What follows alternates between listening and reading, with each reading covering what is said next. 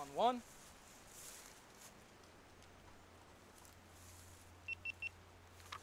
Roll on two. All right.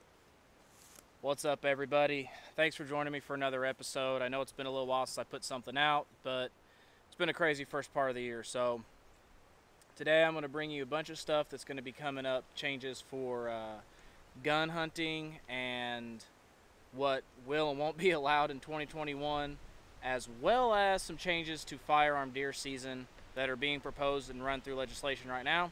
So stick with us. It's going to be a pretty sweet little segment here. A lot of information you're probably going to want. If you haven't yet, like and subscribe to this channel. It helps us out so much. And if you want to see anything else, let me know. If you got any ideas, let me know. I'll give you guys a minute to smash that like and subscribe buttons. We'll roll this intro.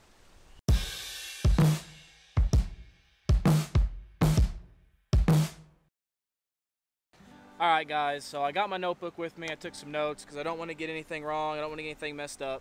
So, the first thing I wanted to bring to you guys and talk to you about is House Bill 3344 of 2021. And that is sponsored by Representative Andrew Chesney. And that is actually a bill to extend shotgun season right now an extra day. So basically on first season, they want to give an extra day. So like if gun season starts on a Friday, they want to give you that Thursday beforehand as well. I think that's pretty cool. They're trying to push a little closer to the rut. They're saying that having this extra day is going to help combat CWD, and I don't know what your feelings are on that whole subject. I've got another video that talks about some numbers of CWD and what counties that it's prevalent, what counties it's not, and harvest reports and all that stuff. Feel free to go back and check that out. But yeah, that's just a real simple bill. It looks like it's going to pass pretty unanimously. It's going to go through pretty quick. I expect the DNR to come out and say something here pretty soon on changing the dates and stuff like that. The next thing that a lot of people are pretty concerned about was House Bill 2783, and that was bringing straight-walled cartridges, non-high-powered rifles into Illinois. And unfortunately, for all those that were hoping it was going to come out, that's not going to happen. It has been tabled indefinitely. There's no date scheduled to pick it up and relook at it. So I would say at this point, it's a negative. It's not going to happen. They're not going to look at it. I guess there was a lot of blowback from the northern half of the state, and they just said no. There's a lot of money thrown at it. It's gone. So I don't know what to tell you about that. Sorry if you're a big gun hunter and you're wanting to bring that into Illinois. I think they could have done it in a lot of ways that would have helped the state. I think a lot of the things people were afraid of on it, that win. I think that a lot of the issues some people had on it, that it could be mitigated by how the law would have been implemented, such as, you know, just adding the firearms to the current firearm season and such. But now I guess that point is moot because it's just simply not going to happen. The last big thing I want to talk to you guys about today is this whole Biden gun ban that's going on. Now, this is not meant to be a political statement. This is not meant to push one agenda or the other. This is just to bring you facts as they stand right now. And right now, the legislation that is proposed, these executive orders that we're probably going to be seeing here pretty soon, one of which is going to force one of these is going to force braces to be considered stocks, and therefore any pistol that you might have that uses a brace will then be considered a short-barreled rifle.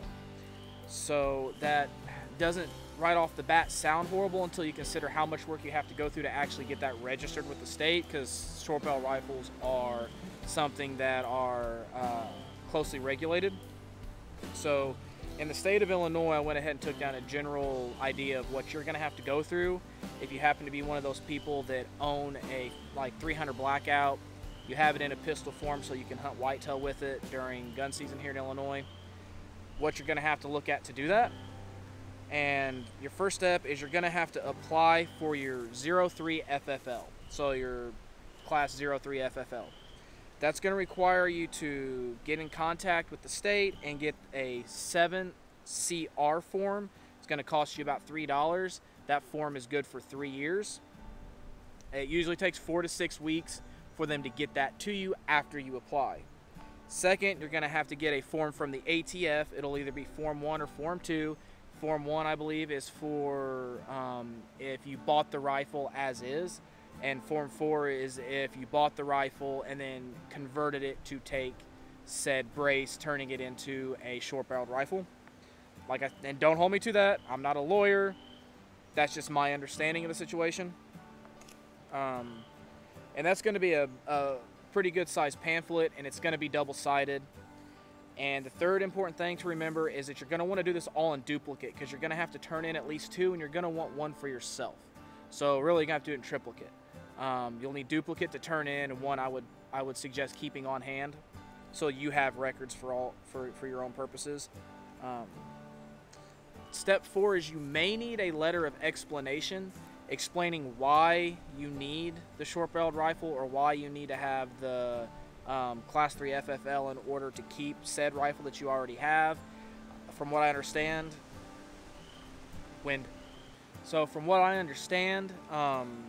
that's not common, but given the current political situation and the amount of people that are probably going to be applying for these, like right off the bat, I would have that handy, and the requirements for that will be in the form that you get from the ATF. So I would just have that on hand, ready to go. Step 5 is you're going to need to get your own fingerprint cards. You can get them online, you can get them on Amazon. You buy them, have them shipped to you, go to the police department. They will do your fingerprints for you, stamp them, certify them, all that good stuff, because you're going to need those to turn in with your application for your SBR stamp or certificate, or however they end up doing it on this big mass scale. Number 6, you're going to want to get new passport photos, and that is just because, just like with your FOID card, you know, there's certain regulations on the size of the photo that whenever you turn in your application that they will accept, and it's the same size as what would be on your passport. They will not accept the copy of your FOID or the picture that's on your FOID card, so you're just gonna have to get a new picture. I think they're between $7 and $11 at like Walgreens. They'll do it. They have a whole thing set up, so be prepared to do that. The next step is you're gonna have to fill out all that information. Like I said, each page is double-sided. It makes a lot of sense to fill it out in triplicate, or at least, well, you will have to fill it out in duplicate because you'll have to turn in 2 separate forms and they can't be photocopied, but at least photocopy is set for yourself. Then you have to mail all this in with a $200, and I believe it's per rifle application fee. Correct me if I'm wrong, I'm not a lawyer, but from what I could find, it's $200 per rifle.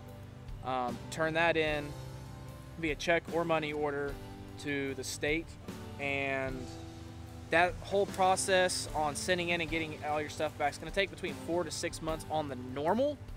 So given the fact that the state is, you know, year plus behind for some people on their FOID card, and, you know, 9 to 12 months behind on concealed carry permits, I would say if you've got a pistol right now, an AR pistol that you're going to be wanting to shoot and have legally after all this shenanigans goes down, I would probably get that paperwork set up, have it sent to you, have it all filled out and ready.